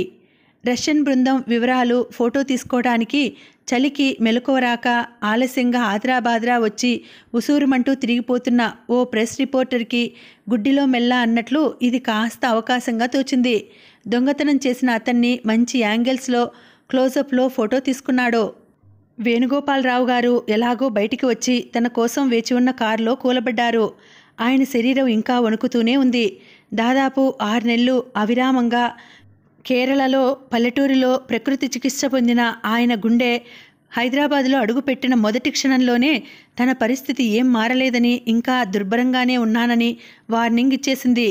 ఆయన ఎంతగా వ్రాసినా లావణ్య నిర్లక్ష్యం ప్రకటిస్తూ స్టేషన్కి చిన్న కూతురైన రాధని పంపనేలేదు. అసంతృప్తితోనే బాధపడుతుంటే మధ్యలో ఇది ఒకటి. క్షణంసేపు ఆయన కళ్ళ ముందు సన్నగా, రివటలా, పొడుగ్గా, నోటికి ఓవైపు నుండి రక్తం కారుతూ తల వంచుకొని నిలబడిన అతను కదిలాడు. వేణుగోపాలరావు గారికి మళ్లీ ఆగ్రహావేశాలు ముంచుకు వచ్చాయి. బ్యాగ్ని భద్రంగా ఒళ్ళో పెట్టుకుని దాన్ని గట్టిగా పట్టుకుంటూ, దొంగ రాస్కెల్, చంపి పాత్ర వేయాలి ఇలాంటి వాళ్ళని అనుకున్నారు కసిగా. కారు కదిలింది. హైదరాబాద్ మొత్తం మీద ఉన్న మధ్యతరగతి కుటుంబాలన్నీ అక్కడే నివాసం ఏర్పరచుకున్నాయా అనిపించేటటువంటి పేట అది. ఇరుకుగా ఉన్న సందులు, మురికిగా ఉన్న రోడ్లు, వీధుల్లో ఎక్కడ చూసినా చెత్త చెదారం. వాటిల్లోనే పిల్లల ఆటలు, మలమూత్ర విసర్జనలు కూడా. ఒక్కొక్క సందులో ఆ చివరి నుంచి ఈ చివరి వరకు ఎక్కడా ఒక గజం కూడా ఖాళీ విడవకుండా ఇల్లు మీద ఇల్లు కట్టారు. ఒక్కొక్క ఇంటికి కనీసం 10 భాగాలుంటాయి. ఆ 10 భాగాల్లో వివిధ మనస్తత్వాలు గల కుటుంబాలు, కాపురాలుంటాయి. ఆ ప్రదేశం విస్తీర్ణం, అందులో నివసిస్తున్న జనాన్ని లెక్కలు తీసి భాగించి చూసిన ఒక స్థానిక దినపత్రిక ఇది చాలా అన్యాయం అని చదరపు గజానికి నలుగురైదుగురు నివసిస్తున్న ఈ పేటలో కలరా, మసూచి లాంటి వ్యాధులు ఇట్టే వ్యాపిస్తాయని, వాటికి బలైన జనం ఈగల్లా దోమల్లా చనిపోతారని ప్రభుత్వం వీళ్ల గురించి సత్వర చర్య తీసుకోవాలని ఘోష పెట్టింది. కానీ అది అరణ్య రోదనమేనని అందరికీ తెలుసు. ఈ పేటని దూరం నుంచి ఒక్క క్షణం పరిశీలిస్తే ఒక దేశాన్నించి మరొక దేశానికి తరలిపోయే కాందిసీకులను మోసుకు వెళ్లటానికి సిద్ధంగా నిలబడిన ట్రైన్ గుర్తుకు వస్తుంది. ఇలా ఇరుకుగా ఉన్న సందులో ఆ సందుకి ఉన్న ఓ చిట్ట చివరి ఇంట్లోంచి ఉదయం వేళ తారాస్థాయిలో కేకలు వినిపిస్తున్నాయి. ఆ ఇంటి యజమానురాలు, యజమాని దేనికోసమో తీవ్రంగా పోట్లాడుకుంటున్నారు. వీధిని పోయేవాళ్లు ఇరుగు పొరుగు ఆసక్తిగా చెవులు రిక్కించి అదేమిటో తెలుసుకోవాలని ఆరాటపడుతున్నారు. ఇంటి యజమాని పేరు శంకరయ్య, వృత్తి సంగీతం మేస్టారు. ఆయనకున్న తిక్కని బట్టి అందరూ తిక్క శంకరయ్య అంటారు. ఆయన భార్య పేరు సుందరమ్మ. సుందరమ్మ స్వభావం గురించి ఒక్కసారి తేల్చి చెప్పడం కష్టం. 10-15 సంవత్సరాల కాలం నుంచి ఆ చుట్టుప్రక్కల ఆవిడకి ఇరుగు పొరుగు ఉంటున్న వాళ్ళంతా ఆవిడ స్వభావం గంట గంటకి, నిమిష నిమిషానికి ఊసరవెల్లిలా రంగులు మారుస్తుందని అంటూ ఉంటారు. ఆవిడని ఎంతసేపు ఇంద్రుడవని, చంద్రుడవని పొగుడుతూ ఉండాలి. అలా పొగిడిన వాళ్ళకి అడిగినది లేదనకుండా, ఉన్నది కాదనకుండా అన్నీ ఇచ్చేస్తుంది. అలా పొగడటానికి ఇష్టపడని వాళ్ళో, ఓపిక లేని వాళ్ళో ఉంటే వాళ్ళు ఎలాగో అలా ఆవిడ దృష్టికి అందకపోరు. ఏదో ఒక వంకతో ఎప్పుడో ఒకప్పుడు వారిని యువతలకి లాగి వీధిన పడేసి అవమానం పాలు చేసి తన కసి తీర్చుకోక మానదు. అందుకే ఆవిడని ఎదురుగా అమాయకురాలు, భోళా మనిషి మొదలైన తీపి మాటలతో మైమరిపించి కాస్త ఆవిడ అటు ముఖం చాటు కాగానే చాటుగా రాక్షసి సుమా, చుప్పనాతి, శూర్పణక, అయినా మనకెందుకులే, మనం మంచిగా ఉంటే సరి అంటుంటారు. సుందరమ్మకి భర్త ప్రయోజకత్వం మీద ఏమాత్రం నమ్మకం లేదు. అలా నమ్మకం లేదని శంకరయ్యకు దిగులు లేదు. ఈ సంసారం ఈ మాత్రం నిలబడగలిగింది అంటే అది కేవలం తన ప్రయోజకత్వమేనని ఆవిడ గాఢ విశ్వాసం. ఆ విశ్వాసాన్ని ఇరుగు పొరుగు అమ్మలక్కలు తమ తమ అవసరాలను బట్టి బలపరుస్తూ ఉంటారు. శంకరయ్యకు సంతానం లేదు, మీకు పిల్లలు పుట్టరు, అసంభవం అని డాక్టర్లు 15 సంవత్సరాల క్రితమే తేల్చి చెప్పినా సుందరమ్మకు చాలా రోజుల వరకు ఆశ చావలేదు. సంతాన యోగం కోసం ఆవిడ మొక్కని దేవుడు లేడు, చెయ్యని పూజ లేదు. కానీ పిల్లల కొరకి బాధ సుందరమ్మకున్న దాంట్లో వెయ్యోవంతు లేదు కదా. అసలా గొడవే లేనట్టు ఉంటాడు శంకరయ్య. భర్త విహీన అయి పుట్టింటికి చేరిన తన సొంత చెల్లెలు సావిత్రి, కూతురు సరోజ, కొడుకు అయిన చంద్రంలను ఆయన ఏనాడో తన సొంత పిల్లలుగా స్వీకరించుకున్నాడు. తన వయసు మళ్ళిన తర్వాత వాళ్లే ఆధారం అనుకున్న ఆయన ఉన్నదాంట్లో వాళ్లకు చదువు సంధ్యలు చెప్పించాడు. సుందరమ్మకిది సుతరాము ఇష్టం లేదు. అంత పెంచుకోవాలనే కోరిక ఉంటే అంటే 1 కోటి మంది బంధువుల పిల్లలున్నారు. ఈ దౌర్భాగ్యులెందుకు? ఈ విషయంలో 15 సంవత్సరాల నుంచి వాళ్ళిద్దరికీ కనీసం వారానికి ఒక్కసారైనా తగాదా వస్తూనే ఉంది. ఆ తగాదా శృతి మించినప్పుడల్లా శంకరయ్య ఇంట్లోంచి వెళ్ళిపోయి 4-5 రోజుల వరకు ఇంటికి రాడు. తన ఆడపడుచు అయిన సావిత్రమ్మ ఈ ఇంట్లోంచి వెళ్తే గాని ఈ పీడ విరగడవదని సుందరమ్మ నమ్మకం. అందుకని ఇప్పుడు ఏ కాస్త కారణం దొరికినా దాన్ని పట్టుకుని పెద్దగా రాద్ధాంతం చేస్తూ వాళ్ళని ఇంట్లోంచి వెళ్ళగొట్టడానికి చూస్తూ ఉంటుంది. కానీ చిత్రమేమిటో గాని అవిరామంగా చేస్తున్న ఈ ప్రయత్నం ఎందుకో సఫలం కానేలేదు. సుందరమ్మ మాటలకి కుళ్ళి కుళ్ళి ఏడ్చి 1-2 సార్లు అవమానం భరించలేక ఆత్మహత్యా ప్రయత్నం చేసుకోబోయిన చెల్లెల్ని వారిస్తూ శంకరయ్య ఒకే మాట చెప్పాడు. సావిత్రి, అదో వెర్రిబాగుల్ది, అదేం వాగుతుందో దానికే తెలియదు. నేనుండగా నువ్వు దాని మాటలు లక్ష్య పెట్టడం దేనికి? నీకిద్దరు పిల్లలున్నారు, రత్నాల్లాంటి వాళ్ళు. వాళ్ళు కాస్త చేతికి వస్తే మేమే నీ మోచేతి నీళ్లు తాగాల్సిన రోజులు వస్తాయి. నీ పిల్లల కోసం వాళ్ల భవిష్యత్ దృష్టిలో పెట్టుకునైనా నువ్వీ ప్రయత్నం మానాలి. అదే కాదు, అసలు ఇలాంటి ఆలోచనలే రానివ్వకూడదు. ఇంకొకసారి ఇలా చేశావంటే నన్ను చంపుకు తిన్నంత ఒట్టే. అన్నగారు మందలింపుగా ఆజ్ఞాపిస్తున్నట్టుగా ఆపేక్షగా ఆదరంగా చెప్పిన ఆ మాటలకి సావిత్రి కరిగిపోయింది. ఆ తర్వాత ఆవిడ అలాంటి ప్రయత్నం ఏదీ చేయలేదు. వదినగారి మాటలు విని విననట్టు ఊరుకుని మర్చిపోసాగింది. సుందరమ్మకి ఈ సంగతి తెలియదు. ఈసారి ఆవిడకి పెద్ద సాకే దొరికింది. ఆవిడ మేనల్లుడైన చంద్రం నిన్న ఉదయం సికింద్రాబాద్ స్టేషన్లో ఎవరిదో బ్యాగ్ కొట్టేయబోయి పట్టుబడిన వైనం అతని ఫోటోతో సహా పేపర్లో పడింది. సుందరమ్మ ఈ ఉదయం దొడ్లో బావి దగ్గర నీళ్లు తోడుతూ ఉంటే పక్కింటి బామ్మగారి మనవడైన ఆంజనేయులు గోడ మీద నుంచి తొంగి చూసి ఆవిడని పిలిచి పేపర్లో ఫోటో చూపించి చదివి వినిపించాడు. సుందరమ్మ బకెట్ కింద పెట్టి అక్కడి నుంచే ఇదిగో విన్నారా మీరు అంటూ చేతులుపుకుంటూ లోపలికి వచ్చింది. శంకరయ్య మధ్య గదిలో మంచానికి నవారు అల్లుతున్నాడు. అతను అప్పటికే విన్నాడు. శంకరయ్యకి ఓ అలవాటు ఉంది. రోజు భార్య బారెడు పొద్దు ఎక్కిన తర్వాత కానీ నిక్కి నీలిగి కాఫీ ఇవ్వని కారణం చేత ముఖం కడుక్కోగానే అలా బజార్లోకి వెళ్ళి కాకా హోటల్లో వేడివేడి ఓ కప్పు కాఫీ గొంతులో పోసుకొని గప్చిప్గా తిరిగి వస్తాడు. ఆ రోజు కూడా అలాగే వెళ్ళాడు. కాఫీ ఆర్డర్ ఇచ్చి కూర్చుంటే కౌంటర్ దగ్గర కూర్చున్న మీసాల ప్రొప్రైటర్ చిటికెలు వేసి శంకరయ్యను దగ్గరకు రమ్మని పిలిచి, ఇది మీ మేనల్లుడే కదూ అంటూ అప్పుడే వచ్చిన పేపర్లో మొదటి పేజీలో ఉన్న చంద్రం ఫోటో చూపించాడు. శంకరయ్య సమాధానంగా ఏమీ అనలేదు. పేపర్ తీసుకుని వివరాలు చదివి తర్వాత భద్రంగా దాన్ని మడచి ప్రొప్రైటర్ పక్కనే పెట్టి ఆర్డర్ ఇచ్చిన కాఫీ తాగకుండా ఇంటికి వచ్చేశాడు. వస్తూనే చెల్లెలి చెవిన మేనకోడలైన సరోజ చెవిన ఈ వార్త వేసి మూలనున్న మంచం వాల్చి గూట్లో పెట్టి ఉన్న నవారు ఉండ తీసుకుని దానికి శ్రద్ధగా నిదానంగా అల్లసాగాడు. ఈ రోజుకిక బజార్లో ముఖం చూపించటం ఆయనకిష్టం లేదు. అందరూ నిలబెట్టి అడుగుతారని ఆయనకు తెలుసు. ఈరోజు రేపు కనిపించకపోతే ఎల్లుండి అంతగా ఎవరికీ గుర్తుండదు. ఒక విధంగా ఈ ప్రపంచం చాలా మంచిది. దానికి చాలా వ్యాపకాలున్నాయి. ఎలాంటి విషయాలైనా ఇట్టే పాతబడిపోతాయి. అందుకే నెల రోజుల నుంచి మంచం అల్లమని భార్య పోరు పెడుతోంటే చెవిన పెట్టక నిర్లక్ష్యంగా తిరుగుతున్న ఆయన ఈరోజు ఆ పని చేయటానికి సిద్ధమైనాడు. ఊరికే ఇంట్లో కూర్చోంటే అనుమానంతో భార్య ప్రశ్నలతో వేధించి చంపుతుందని ఆయనకు తెలుసు. మిమ్మల్నేనండి దగ్గరగా వచ్చి నిలబడుతూ అంది సుందరమ్మ. ఏమిటే ఎంతో శాంతంగా అడిగాడు శంకరయ్య. అయ్యో ఇంకా అంత నిమ్మకు నీరెత్తినట్టుగా కూర్చుంటారే మీరు విస్తుపోతూ బుగ్గలు నొక్కుకుంది సుందరమ్మ. ఏం ఇప్పుడంత కంగారేమొచ్చింది? ఎవరి కొంపలైనా తగలబడుతున్నాయా? తగలబడితే చెప్పు, ఇద్దరం వెళ్ళి నీళ్లు పోసి వద్దాం హేళనగా అడిగాడు. ఎవరి కొంపో ఎందుకు తగలబడుతుంది? హవ్వా మన కొంపకే వచ్చింది తిప్పలు. అదేదో సరిగా చెప్పి ఏడవరాదు. మీ ముద్దుల మేనల్లుడు, మీ చెల్లెలి సుపుత్రుడు. ఆ వర్ణనంతా ఎందుకు, మన చంద్రం అనకూడదు నిదానంగా అన్నాడు శంకరయ్య. అంటా నా నెత్తిన కొరివి పెడతాడని.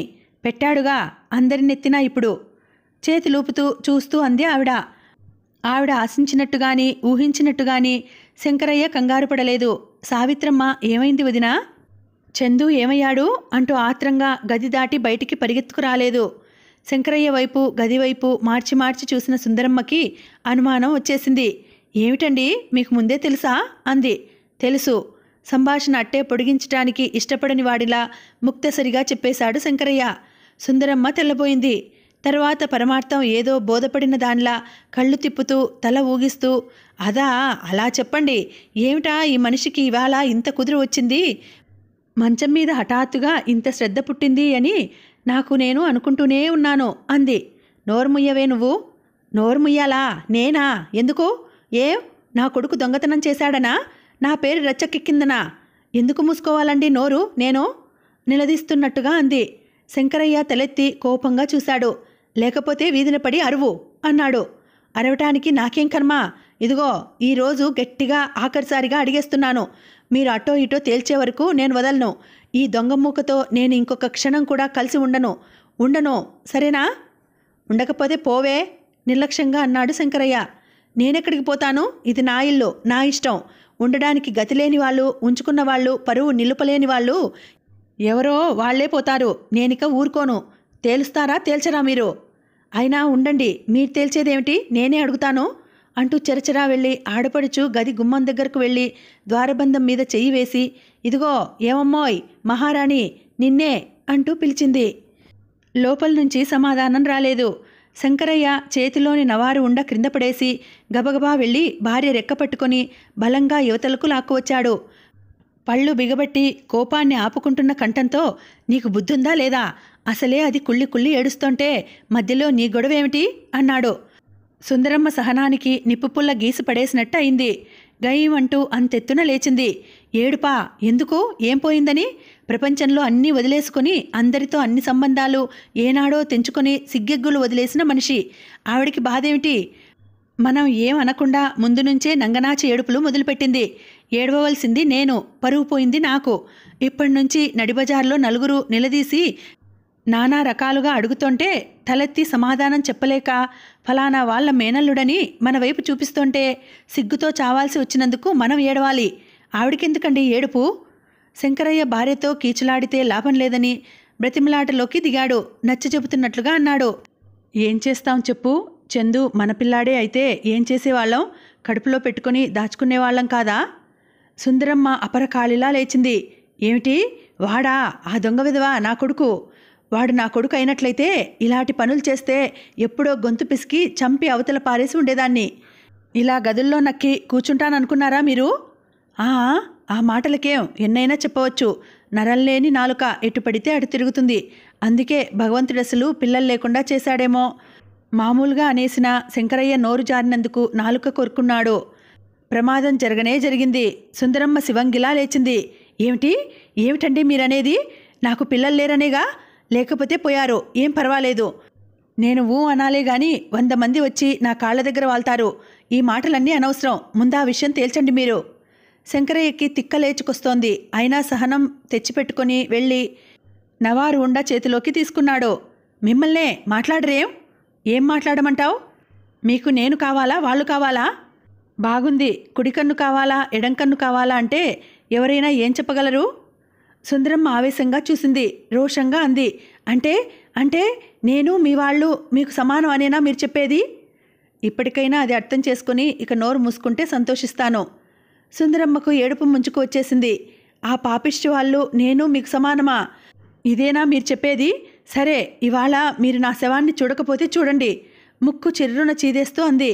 చస్తా అని రోజుకు 10 సార్లు బెదిరించే వాళ్ళెప్పుడూ చావరే? నీకిక్కడ ఉండడం ఇష్టం లేకపోతే డబ్బిస్తా. తక్షణం బయలుదేరి మీ పుట్టింటికి వెళ్ళు. అక్కడ నీకు కాటికి కాళ్ళు చాచుకున్న మీ అమ్మ ఉంది, మీ అన్నయ్యలున్నారు, తమ్ముడున్నాడు. సావిత్రికి నేను తప్ప ఇంకెవరూ లేరు. నా కంఠంలో ఊపిరిన్నంత వరకు అది నా దగ్గర ఉండాల్సిందే. పదే ఈ విషయం ఎత్తి నన్ను విసిగించవద్దని నీకు ఇప్పటికీ 1,00,000 సార్లు చెప్పాను. ఇప్పుడు ఆఖరిసారిగా చెప్తున్నాను. ఇక నన్ను అనవసరంగా చికాకు పెట్టకు. శంకరయ్య నిర్మోహమాటంగా తేల్చి చెప్పటంతో సుందరమ్మ క్షణంసేపు నిశ్చేష్టురాలై ఏడుపు మర్చిపోయినట్టు అలాగే నిలబడింది. తర్వాత కోపంగా చూస్తూ అంతేనంటారా అంది. అంతే. సుందరమ్మ ఒక్కసారిగా క్రింద చితకలబడి ముఖానికి కొంగు కప్పుకొని గుండెలు బాదుకుంటూ అయ్యో దేవుడా, నేనేం చేతుండ్రా? నా సంసారం పొట్టున పెట్టుకుని నా మొగుడిని నాకు కాకుండా చేసేందుకే వచ్చిందమ్మా ఈ శనిగ్రహం. ఈ పీడ వదిలే మార్గం చెప్పండిరా నాయనా అంటూ ఏడవసాగింది. నోర్మయ్ అరిచాడు శంకరయ్య. ఆరి భగవంతుడా, నా ఇల్లు నాకు కాకుండా పోయిందిరా బాబు. నా ఇంట్లో ఏడ్చే స్వాతంత్రం కూడా నాకు లేకుండా పోయింది నాయనా. నేనేం చేతునమ్మా? నా మొహాన ఇంకా ఏం రాసి పెట్టావో చెప్పరా తండ్రి. ఇవాళ నీ వీపు వాతలు తేలాలని మాత్రం బాగా రాసినట్టున్నాడు. కొడతారా? కొట్టండి. ఒక్కసారి గొంతు పిసికి చంపి అవతల పారేయండి. అందరికీ నా పీడ విరగడవుతుంది. అందరి కళ్ళు చల్లబడతాయి. నువ్వు నోరు మూస్తావా లేదా? ముందు. శంకరయ్య నవారు ఉండ అవతల పారేసి మూలనున్న గొడుగు పట్టుకొచ్చాడు. అప్పటికే చుట్టుపక్కల వాళ్ళంతా తొంగి చూడటం ప్రారంభించారు. అది చూసిన సుందరమ్మ కంఠం మరింత హెచ్చిస్తూ మీ కాళ్ళు పట్టుకుంటానండి, నా మాట వినండి. ఈ దొంగమూకతో మనం కాపురం చేయలేమండి. ఎప్పుడో ఒకసారి మన కొంపే దోచేస్తారు వీళ్ళు. సుందరమ్మ వాక్యం పూర్తి కానేలేదు. వీపు మీద ఫెడీమని గొడుగుతో 2 దెబ్బలు పడ్డాయి. అమ్మ బాబోయ్, చచ్చాన్రా నాయనోయ్. మొయ్ నోరు మూస్తావా లేదా? శంకరయ్య మళ్ళీ గొడుగెత్తాడు. ఈ లోపలే గదిలోంచి పొట్టిగా పీలగా పాలిపోయిన శరీర కాంతితో అస్థిపంజరమే నడిచి వస్తోందా అన్నట్లు సన్నగా ఎముకల పోగులా ఉన్న సావిత్రమ్మ తడబడుతున్న కాళ్లతో పరిగెత్తుకు వచ్చి అన్నగారి చెయ్యి గట్టిగా పట్టుకొని ఆపేస్తూ, నీకేమైనా మతిపోయిందా అన్నయ్య? ఏమిటి గొడవ? నీకు దండం పెడతా, వదిన్ని ఏమీ అనకు. నువ్వు అలా కాస్త వీధిలోకి వెళ్ళు, వెళ్ళకపోతే ఒట్టే అంటూ భుజాలు పట్టి వీధి వైపు నెట్టింది. శంకరయ్య చెల్లెలి చెయ్యి వదిలించుకొని సుందరమ్మని తీవ్రంగా చూస్తూ, నేను ఎదురుగా ఉంటే ఎక్కడలేని వాగుడు వస్తుంది. నేను అసలు ఇంటికే రాను. మీ చావు మీరు చావండి అంటూ చిలక్కొయ్యకున్న ఉత్తరీయం తీసుకొని విసురుగా బయటకు వెళ్ళిపోయాడు. వదినా, మమ్మల్ని క్షమించు. సుందరమ్మని ఓదార్చటానికి అనునయంగా 2 మాటలు చెప్పటానికి అటు రాబోయింది సావిత్రమ్మ. సుందరమ్మ మండిపడుతున్నట్టుగా ఆడపడుచును చూపులతోనే దూరంగా నిలబెడుతూ పురుగును చూసినట్టు చూసి, నా మొగుడికి నాకు కాకుండా చేసిన నీ నాటకం ఎవరికి తెలియదు. నీ సంసారం నట్టేట్లో కలిసింది. నాది నాశనం చేయడానికి తయారయ్యావు. నీ పీడ నాకెప్పుడు విరగడవుతుందో అంటూ మళ్ళీ 2 చేతుల్లో ముఖం దాచుకుని నేనేం చేయనురా బాబూ అంటూ శోకాలు లంకించుకుంది. సావిత్రమ్మ క్షణంసేపు వెర్రిదానిలా చూసి ఆ తర్వాత మెల్లగా గోడని ఆధారంగా చేసుకుని నడుస్తూ తడబడుతున్న అడుగులతో తన గదిలోకి వెళ్ళిపోయింది. శంకరయ్య ఇంట్లోంచి బయటికి అడుగు పెట్టగానే అప్పటి వరకు చోద్యం చూస్తున్న అమ్మలక్కలంతా చేస్తున్న పనులు ఎక్కడివక్కడా వదిలేసి బిలబిలలాడుతూ పరిగెత్తుకుంటూ వచ్చి సుందరమ్మ చుట్టూ చేరారు. అందరూ తలో విధంగా పరామర్శ ప్రారంభించారు. ఏమిటమ్మా గొడవ, అసలు ఏమైంది అంది ఎదురింటి మీనాక్షమ్మ. నీకు తెలియదా, ఆవిడ మేనల్లుడు చందు అరెస్ట్ అయ్యాడు. నిన్న రైల్లోంచి దిగిన ఒక ఆయన బ్యాగ్ కొట్టేయబోయి పట్టుబడ్డాడట. సుందరమ్మ తరపున ఇంకో ఆవిడ సమాధానం ఇచ్చింది. అమ్మో, అంత పట్టపగలే అడిగిన ఆవిడ కనుబొమ్మలెత్తి గుడ్లు పెద్దవి చేసి గుండెల మీద చెయ్యి వేసుకుని ఆశ్చర్యం అభినయించింది. అయినా అసలు అదేం బుద్ధమ్మా, దున్నపోతులా వయసులో ఉన్నాడు. కూలీ నాలీ చేసుకున్నా గిడుతుందే, రోజుకు 5-6 రూపాయలు. కష్టపడడానికి ఒళ్ళు వంగొద్దటమ్మా. అవునులే, ఒకరోజు ప్రాణానికి తెగిస్తే ఒక నెల రాజాలా కాలు మీద కాలేసుకుని తినవచ్చు. ఏమిటో పాపం, ఇంతకీ ఈ పిచ్చిమా తల్లి మన సుందరమ్మకే వచ్చినాయి తిప్పలు. తిప్పలేమిటి తిప్పలు, గెంటి అవతల పారేక ఒక ఆవిడ సలహా ఇచ్చింది. బాగుంది, ఆవిడ మాట సాగద్దు. ఇంకో ఆవిడ దీర్ఘం తీసింది. ఏమో బాబు, దొంగ మనుషులతో కాపురం చేయటం మహా కష్టం. ఎప్పటికైనా గుండెల మీద కుంపటే. అదేగా ఆవిడ బాధ. అయినా అసలీవిడ వెర్రిబాగులదిలెద్దు, అదే నా బోటిది అయితేనా. మరో ఆవిడ సుందరమ్మ జుట్టు సరిచేస్తూ వీపు నిమురుతూ ఆప్యాయంగా అంది. ఎందుకొచ్చిన గొడవమ్మా ఇదంతా? అనవసరంగా నీ ప్రాణం హైరాణ అవటం తప్ప ఇంకేమైనా ఉందా? నీ మొగుడు నీ మాట వినడు, అది నిజం. ఆయనకి చెల్లెలెంత చెబితే అంతే. అది తెలిసి కూడా కాపురం ఇలా బజార్ను ఎందుకు పడేసుకుంటావు? నువ్వేం చేస్తావు? నీ కర్మ అని సరిపెట్టుకో. అవును తల్లి, దయాధర్మం చూపించే వాళ్ళకి ఇవి రోజులు కావు. లేకపోతే వాళ్ళకేం వచ్చింది చెప్పు? ఉన్నది కొన్నది వాళ్ళకే పెడతాడయ్యే. ఆ కృతజ్ఞత అయినా లేకుండా ఆ అబ్బాయి నీ పరువు ఇలా మంట కలుపుతున్నాడు. ఆ అమ్మాయి చూడబోతే అలాగా, ఎప్పుడు చూసినా షికార్లు తప్ప ఇంట్లో నీకు చిన్న ఎత్తు సాయం చేసినట్టు మేమెవరం చూడలేదు అని. ఏమరా, నేననేది నిజమేనా అన్నట్టు ఒత్తాసు కోసం చుట్టూ చూసింది. అందరూ అవునంటూ ఒప్పుకున్నారు. బిడ్డల్ని కనగానే సరే అమ్మా, వాళ్ళని పెంచే నేర్పుండాలి గాని. మరో ఆవిడ గదివైపు చూస్తూ అంది. పెంచి ఆంబోతుల్లా ఊరి మీద వదిలి గదిలో మంచం ఎక్కి కూర్చుంటే సరిపోలా? మీనాక్షి అంది. అందరూ పక్కువని నవ్వారు. ఆ విధంగా అందరూ గడబిడగా తలో మాట విసురుతుండగా ఇంతలో వాకిట్లో రిక్షా ఒకటి వచ్చి ఆగింది. అదిగో సుందరమ్మ, నీ మేనకోడలు వస్తోంది, ఒక ఆవిడ గట్టిగా అంది. ఇంత పొద్దుటే ఎక్కడికి వెళ్ళిందట? మరో ఆవిడ కంఠం తగ్గించి అడిగింది. ఆవిడకే మహారాణి ఎక్కడికైనా వెడుతుంది. ఈ మహాపట్నంలో వెళ్ళటానికి చోటే లేదా? తీసుకెళ్లే వాళ్లే ఉండాలి గాని. షో, ఊరుకో, వింటుంది. వినని, నాకేం భయమా? మొన్న అదేదో ఇంగ్లీష్ సినిమాకి మా వారు వెడితే అక్కడ అప్పుడప్పుడు వాళ్ళింటికి వస్తాడే ఆ ఎర్రటి పిల్లాడితో కలిసి కనిపించిందట. మనమేం కానిమాట అంటున్నామా? నేను కావాలంటే మొహాన్నే అనేయగలను, మీనాక్షమ్మ విసురుగా అంది. రిక్షాలో దిగిన అమ్మాయి వయస్సు దాదాపు 20-22 ఏళ్ల మధ్య ఉంటాయి. కానీ సన్నగా ఉండటం వల్ల హఠాత్తుగా చూసినా, దూరం నుంచి చూసినా 18 సంవత్సరాల పిల్లలా కనిపిస్తుంది. శరీరంలో లేత తమలపాకు తీగలోని నాజుకుతనం ఉంది. కళ్ళు కవులు వర్ణించినట్లు ఆకర్ణాంతం వెడల్పుగా సుదీర్ఘంగా లేకపోయినా వాటిల్లో సదా కదలాడే సజీవమైన భావం ఒకటి ఎదుటివారి దృష్టిని పదే పదే తన వైపు ఆకర్షించుకుంటుంది. ఆ కళ్ళల్లో, లేడి కళ్ళల్లో ఉండే చపలత్వం కూడా ఉంది. నవ్వితే గులాబీ రంగు పెదవులు విచ్చుకోగా చాలా అందంగా ఉన్న పలువరస బయటపడుతుంది. కానీ సాధారణంగా నవ్వదు. నవ్వకపోయినా పెదవులు బిగించినట్టున్న ఎడంవైపు బుగ్గ మీద ఉన్న సొట్ట స్పష్టంగా కనిపిస్తూనే ఉంటుంది. జీవితంలో సుఖం కంటే కష్టం, అందమైన భ్రమల కంటే చేదులాంటి యథార్థమైన కఠిన సత్యం, కన్నె వయసులో ఉన్న కమ్మటి కలలు కనే ఆంతర్యంలో బ్రతుకుని గురించి ఎలాంటి ఆలోచనలు లేకుండా క్షణక్షణం భవిష్యత్తుని గురించి భయపడుతూ పెరిగిందానిలా కనిపిస్తుంది. కానీ గుండెల్లో భావసంచలనం ఎలాంటి ఆటుపోట్లకి గురిచేసినా వాటి అలల తాకిడి ముఖంలో ప్రతిబింబింపనీయకుండా జాగ్రత్త పడగల నేర్పు ఆమెలో చాలా ఉంది. సరోజకి బుద్ధి తెలిసినప్పటి నుంచి రోజురోజు క్షణక్షణం పరిస్థితులతో, ప్రక్కవాళ్లతో, అదృష్టంతో, మేనత్తతో పెనుగులాడటం, పోరాడటం బాగా అభ్యాసమైపోయింది. దాంతో వయసుకు మించిన అనుభవం, వాస్తవాన్ని గుర్తించగల వివేకం, ఎలాంటి పరిస్థితినైనా ఎదుర్కోగల గుండె ధైర్యం, సాహసం, చాకచక్యం అబ్బినాయి. పేరు సరోజ అయినా అంతా రోజా అనే పిలుస్తారు. దూరం నుంచి అలా నాజూకుగా అందంగా ఉన్న ఆ తనూలతని చూస్తే అప్పుడే అరవిచ్చిన గులాబీ గుర్తుకు వచ్చి పేర్లాగా మనిషి కూడా మహా మృదువేమో అనిపిస్తుంది. కానీ దగ్గరగా వచ్చి పరిచయం పెంచుకొని ప్రవర్తన పరిశీలిస్తే వాడి ముళ్ళు కంటే కఠినమైన మనసు ఆ నాజూకుతనం వెనుక దాగి ఉన్నట్టు గ్రహించగలుగుతారు. సరోజ రిక్షాలోంచి దిగుతూనే ఎదురుగా ఇంట్లో మేనత్త చుట్టూ పరివేష్టితమైన మహిళా బృందాన్ని చూసి గతుక్కుమంది. రోజాకి ఈ మహిళా బృందానికి తరచుగా పడదు. రెప్పపాటు కాలం అలా గుంపుగా చేరి ఉన్న వాళ్ల ముందుకు వెళ్ళి వాళ్ళు విసరబోయే కఠినోక్తులు, వ్యంగ్యవచనాలు వినే కంటే గిరుక్కున వెనక్కి తిరిగి మళ్ళీ రిక్షా ఎక్కి ఎటైనా వెళ్ళిపోవటం మంచిదేమో అనిపించింది.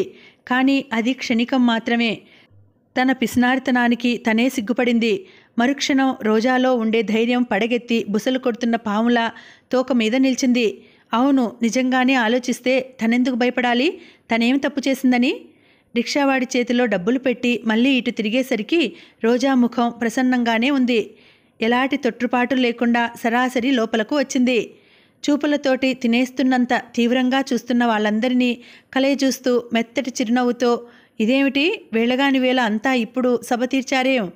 ఏం ఈరోజు మీ ఇళ్లల్లో వంటావార్పు లేదా అంది. ఆ అడగటంలో రోజా ఎంత మర్యాద తెచ్చిపెట్టుకున్నా మీకు పని పాట లేదా అన్న భావం వాడిగా హేళనగా తొంగి చూస్తూనే ఉంది. ఎంత సిగ్గులేనితనమే నా తల్లి! ఒక ఆవిడ శబ్దం పైకి రానియకుండా పళ్ళు కొరుకుతూ అంది. ఇంత పొద్దుటే ఎక్కడికి వెళ్ళావు నువ్వు? ఒక ఆవిడ ఆరా తీసింది. ఇక్కడికే పని ఉండి. ఏమిటో ఆ పని? మరో ఆవిడ దీర్ఘం తీసింది. రోజా వినబడనట్టు ఊరుకుంది. మీ తమ్ముడు అరెస్ట్ అయ్యాడంటగా? ఆ వాడలో అందరూ అత్తయ్య అని పిలిచే ఆవిడ అడిగింది. మరే అవునండి, ఆవిడ గొంతుని కొద్దిగా అనుకరిస్తూ చెప్పింది. నాకు తెలియక అడుగుతాను, అయినా అదేం బుద్ధేవాడికి? ఇంకో ఆవిడ అంది. రోజా ముఖంలో లిప్తపాటు అతి సున్నితమైన చోట దెబ్బ తగలగానే విలవిలలాడే బాధ కనిపించింది. కానీ మరుక్షణంలో తెచ్చిపెట్టుకున్న అహంకారపు తెర ఆచ్ఛాదనగా వచ్చేసింది. కొద్దిగా గడ్డం ఎత్తి చాలా నిర్లక్ష్యంగా జవాబు ఇచ్చింది. ఏం చేస్తాం పిన్నిగారు, జిహ్వకో రుచి పుర్రెకో బుద్ధి అన్నారు. ఈ ప్రపంచంలోకి పంపేటప్పుడు దేవుడు ఒక్కొక్కళ్ళకి ఒక్కొక్క బుద్ధి ఇచ్చి పంపిస్తాడు. మీకు అందరి విషయాలు తెలుసుకోవాలని ఒకటే ఆరాటంగా ఉండదు. ఇది అంతే. ఎందుకంటే ఏం చెప్పగలం? అడిగినావిడ ముఖం మాడిపోయింది. రోజా తల్లి గదిలోకి వెళ్ళబోయింది. వెనుక నుంచి వ్యంగ్యంగా వినిపించింది. అట్టా దొంగ బ్రతుకు బతికి అందరి చేత చీ అనిపించుకునే కంటే ఎందులోనైనా పడి చావడం మంచిది. రోజా చివ్వున వెనక్కు తిరిగింది. కళ్ళల్లో కోపం పదును పెట్టిన కత్తి అంచులా తలతలలాడింది. అయినా సరే ఎలాగో ఒక్క గుటకలో హాలాహలంగా దాన్ని దిగమింగి తెచ్చిపెట్టుకున్న శాంతితో సరిగా సమయానికి గుర్తు చేస్తున్న దానిలా అంది. అయితే పిన్నిగారు, అదే నిజమైతే మీరు మనస్ఫూర్తిగానే ఆ మాట అంటే మొదట మీరు మీ వారు ఆ పని చేయాలి అంది. నేనా? మావారా? ఎందుకు? ఎందుకో మీకు తెలియదా?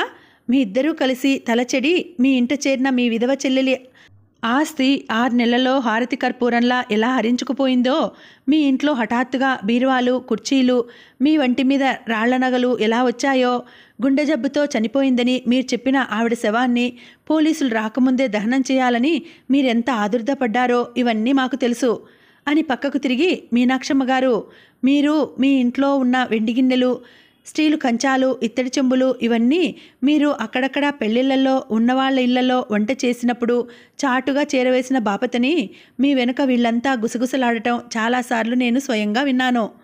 ఆ మాటే నిజమైతే చెప్పండి, మీరు ఊరేసుకుంటారా? విషం పుచ్చుకుంటారా? పోనీ ఏం చేస్తే బాగుంటుందో పిన్నిగారిని సలహా అడుగుతానంటారా? అక్కడ ఉన్న అందరి చూపులకి, అందరి నోళ్లకి ఒక్కసారి పక్షవాతం వచ్చేసినట్లయింది. అందరూ చచ్చుబడి చేష్టలుడిగి నోళ్లు తెరిచి అలాగే చూస్తున్నారు. ఇంతలో గదిలోంచి, రోజా నువ్విక్కడికి రా అన్న సావిత్రమ్మ గావుకేక వినిపించింది.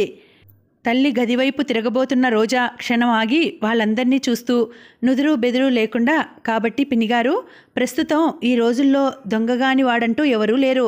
పట్టుబడినవాడు దొంగ, పడనివాడు దొర, అంతే తేడా అనేసి లోపలికి వెళ్ళిపోయింది. అందరికీ ఒక్కసారి స్పృహ వచ్చింది. ఒక్కసారి గబగబా నలుగురు మాట్లాడేశారు. ఎంత ధైర్యం, ఎంత పొగరు! అసలు మనం సుందరమ్మను ఓదార్చడానికి వచ్చామా, లేక ఈ కుర్రతెరిపి చేత మాటలు పడటానికి వచ్చామా? వరుస చూస్తే అట్లాగే ఉంది. అసలు ఈవిడ వాళ్ళకి ఎక్కడ లేని అలసు ఇస్తుందిలే. బాగుంది, ఇస్తే పుచ్చుకోమను, మధ్యలో మనకెందుకు? మనల్ని అంటే ఊరుకుంటామా? వంట పని చేసే ఆవిడ ముక్కు చెదుతూ అంది. సుందరమ్మ వదిన, ఇవాళ నీ మొహం చూసి ఊరుకున్నాననుకో, లేకపోతే దాని నాలుక తెగ్గోసి ఉండేదాన్ని. నా జన్మలో ఎవరిచేత ఇలాంటి మాటలు పడలేదు. ఇదిగో ఏమమ్మోయ్, మొన్న నేనిచ్చిన 50 రూపాయలు సాయంత్రంలోగా పంపకపోతే మర్యాదగా ఉండదు. రండర్రా పోదాం. మనం కావాలనుకుంటే సుందరమ్మే మన ఇళ్ళకు వస్తుంది. మనం మాత్రం జన్మలో ఇంకెప్పుడు ఈ గుమ్మం ఎక్కొద్దు. సుందరమ్మ నిలువు గుడ్లేసుకుని చూస్తుండగానే అంతా బిలబిలలాడుతూ వెళ్ళిపోయారు. సుందరమ్మకి ఈసారి నిజంగానే ఆపుకోలేనంత దుఃఖం వచ్చింది. సహించలేనంత ఆశాభంగం కలిగింది కూడా. క్షణం క్రితం ఎంతో తీయగా ఆత్మీయంగా మాట్లాడిన ఆప్త బృందం కాస్త ఇలా అనుకోకుండా వెళ్ళిపోవడంతో ఆవిడ లేచి భయంకరాచారిలా ఊగిపోతూ ఆడపడుచు గదిలోకి వచ్చింది. ఏమమ్మా, నీకేం అపకారం చేశాను నేను? దిక్కులేని దానివయ్యావని నిన్ను నీ పిల్లల్ని దగ్గరికి చేర్చి ఉన్నదంతా పెట్టడమేగా నా తప్పు. ఊరకుక్కని ఉసిగుల్పినట్టు దాన్ని నా మీదకి ఇలా వదులుతున్నావా? సావిత్రమ్మ అప్పటికే గదిలో కూతురు చెయ్యి దొరకపుచ్చుకొని ఆ చెంప ఈ చెంప వాయించాలని చూస్తోంది. కానీ రోజా అందక దూరంగా వెళ్ళి నిలబడింది. సావిత్రమ్మ నిస్సహాయంగా వదినగారి వైపు చూస్తూ ఏడుపు ఆపుకుంటున్న కంఠంతో, వదినా, అది నా కూతురు కాదు, నీ పిల్ల. నీ బిడ్డే అనుకుని ఏం చేస్తావో చెయ్యి, నీ ఇష్టం. దాన్ని నోరు ఆపటం నా వల్ల కావటం లేదు. దాన్ని చంపు, గరిటె కాల్చి నోటి మీద వాతలు పెట్టు. ఏది చేసినా నాకిష్టమే, నేను కాదంటే చూడు అంది. తల్లికి మేనత్తకి సరిగ్గా మధ్యలో నిలబడి ఉన్న రోజా వ్యంగ్యంగా మేనత్త వైపు చూస్తూ, నేను నీ కూతుర్ని పేరుకే కానీ స్వభావంలో అక్షరాల అత్తయ్య పోలికేనని అందరూ అంటూనే ఉన్నారు కదమ్మా. అదే నిజం కూడా. అత్తయ్య శిష్యరికం చేశాను కాబట్టి నాకింత నోరు వచ్చింది. నా నోటి మీద వాత పెట్టాలంటే ముందు అత్తయ్య తన నోటి మీద పెట్టుకోవాలి. యథాగురు తదా శిష్య అన్నారు అంది. ఛీ, సిగ్గు లేకపోతే సరి. ఎప్పుడో మురిపానికి నీ కోడలేనమ్మా అని ఎవరో అన్నారని ఆ మాట ఇప్పుడు అప్పచెప్తున్నావా నువ్వు? నువ్వు నా కోడలివి ఎందుకవుతావే? నా కొంప కూల్చడానికి వచ్చిన రాక్షసి కూతురివి గాని అంటూ సుందరమ్మ చేతులు జాడించుకుంటూ వెళ్ళిపోయింది. పావు గంట గడిచింది. మంచం మీద కూలబడినట్టు కూర్చుని ఉన్న సావిత్రమ్మ కంపిస్తున్న పెదవులతో అడగలేక అడిగింది. ఆ త్రాష్టుని గురించి మణి వాళ్ళ నాన్న ఏమన్నాడే రోజా? ఈసారి అంత తేలికగా వదలరటమ్మా. మొన్న ఎగ్జిబిషన్లో జరిగిన గొడవలో వీడున్న ముఠా ఉందని అందరికీ అనుమానంగా ఉందట. ఆ గుంపు ఆచూకీ దొరకటం లేదట. వీడి ద్వారా ఆరా తీయాలని చూస్తున్నారట. ఈసారి నేనేం చేయలేనని అన్నారాయన. భగవంతుడా! సావిత్రమ్మ నోటి నుంచి ఆక్రోశంలా వెలువడింది. ఉన్నట్టుండి ఆవిడ హఠాత్తుగా గుప్పెట బిగించి ఎండిపోయినట్టున్న ఎదుర్రొమ్ము మీద బలంగా గుద్దుకోసాగింది. బిగించిన పళ్లతో ఏడుస్తున్నట్టుగా అంది. నాకు చావెందుకు రాదు? ఇంకా ఈ పాపిష్టి బ్రతుకు ఎన్నాళ్ళు? ఏం చూసుకొని బ్రతకను నేను? రోజా చప్పున దగ్గరగా వచ్చి తల్లిని పొదవి పట్టుకుంది.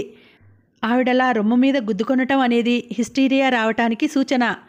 ఉరిశిక్ష వేశారు, వాడు చచ్చాడు అనే చల్లటి వార్త నాకెప్పుడు చెబుతావే రోజా? అమ్మా! వారిస్తున్నట్టుగా పిలిచింది రోజా.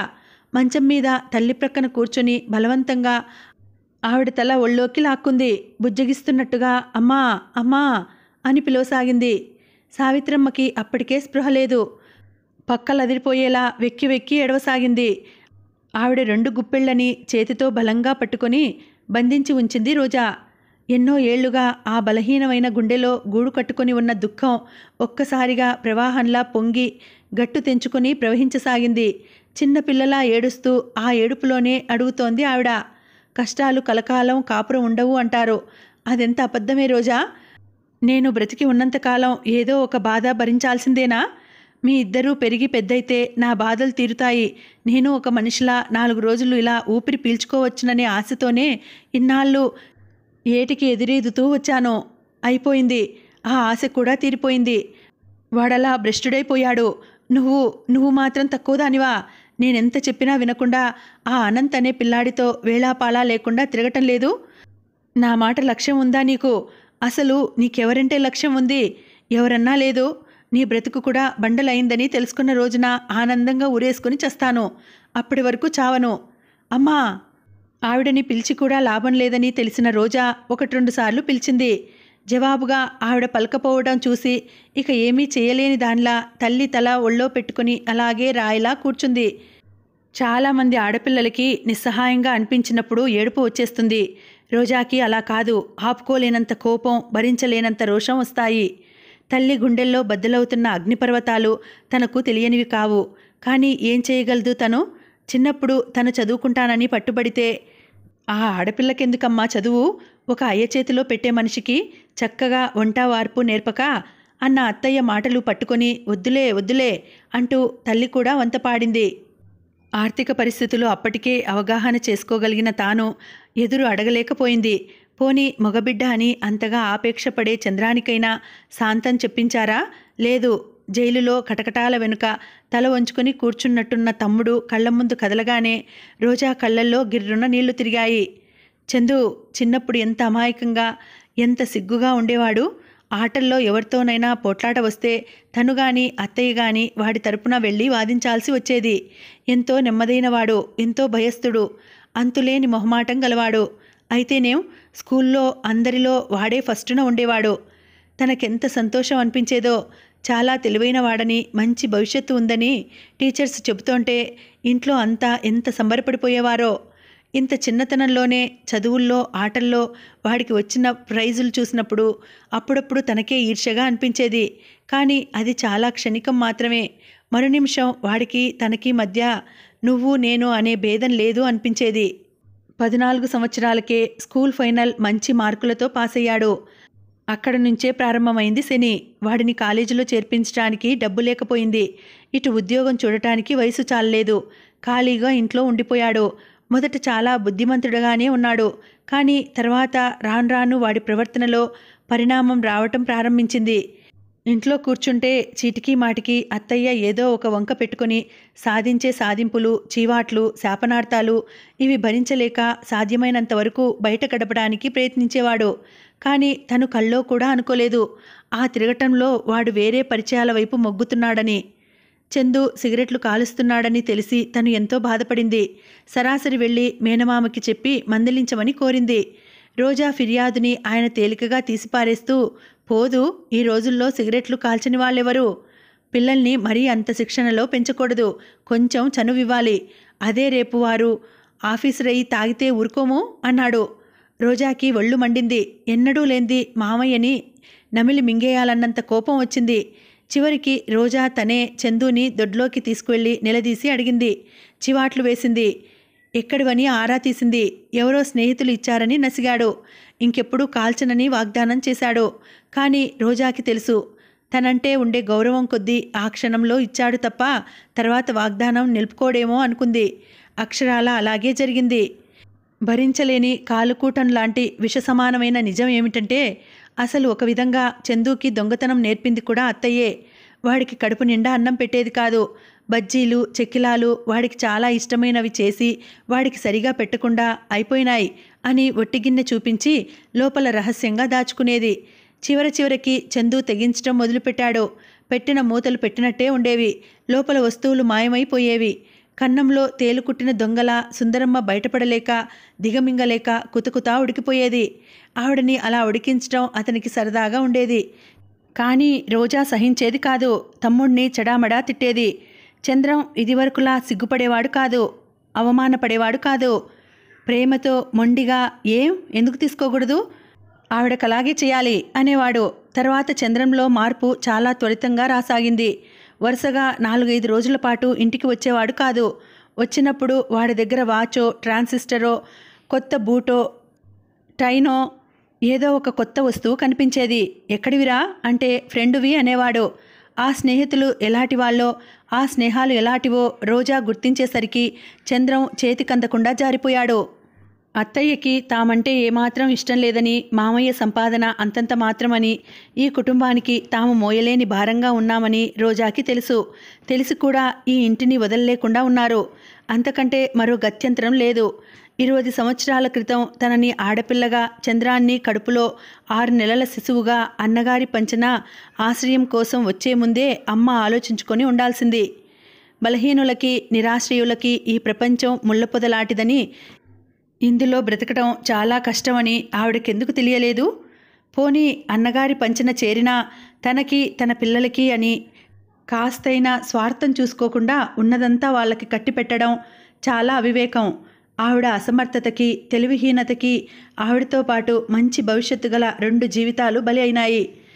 భర్తృహీన అయినంత మాత్రాన ప్రపంచంతో సంబంధ బాంధవ్యాలు ఎందుకు వదులుకోవాలి?